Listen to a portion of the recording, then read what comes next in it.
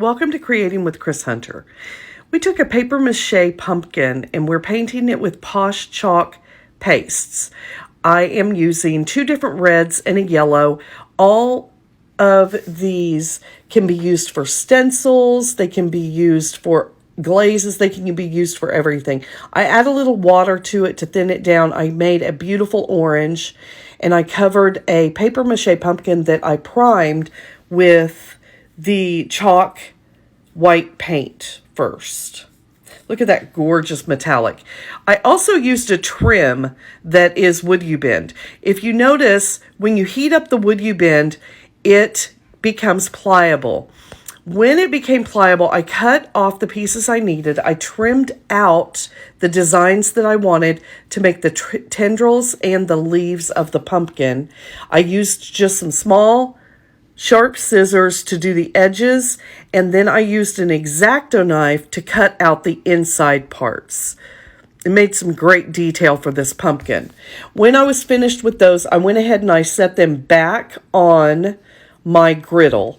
I kept them warm so I could paint them with the dark green. That's a Posh Chalk also.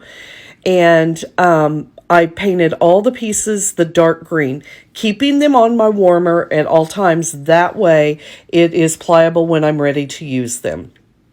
So Posh Chalk, the wood you bend is a product. It's a wood product that has a component in it that when it's heated up, it becomes flexible and you can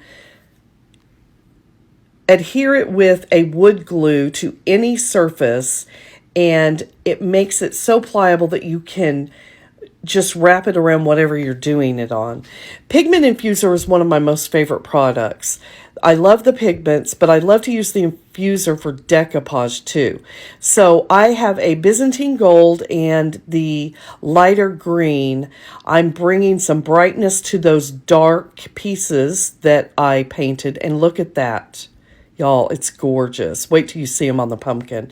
So I did all the pieces with that, and I just used my fingers. I feel like I have a lot more control that way. Painted the stem of my pumpkin. I then got my pieces ready, got my wood glue. I used Gorilla wood glue. Any decent wood glue is what you want to use. And I started pressing them down, wrapping them onto the pumpkin. As they cool, they adhere to the pumpkin and take on the shape that you put them in. It's the most wonderful product. I love it. So I did that to all the stems and tendrils that I had cut out.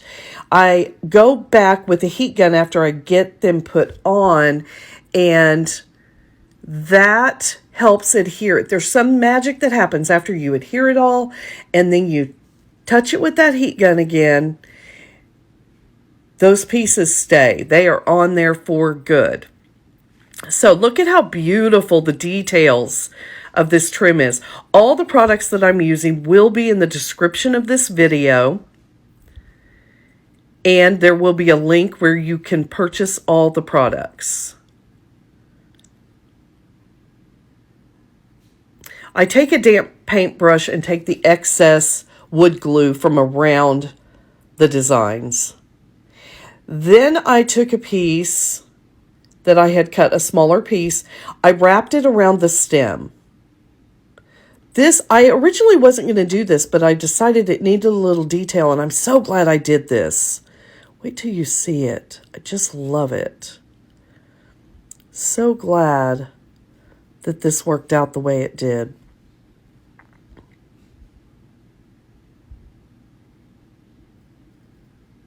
Look at that. Isn't that gorgeous? Then I took the Byzantine gold that I had mixed up, and I used my fingers and I put it all over the pumpkin tendrils just to make them pop and brighten them up a little more. And look at that piece. I hope you enjoy. Be sure and follow Creating with Kris Hunter.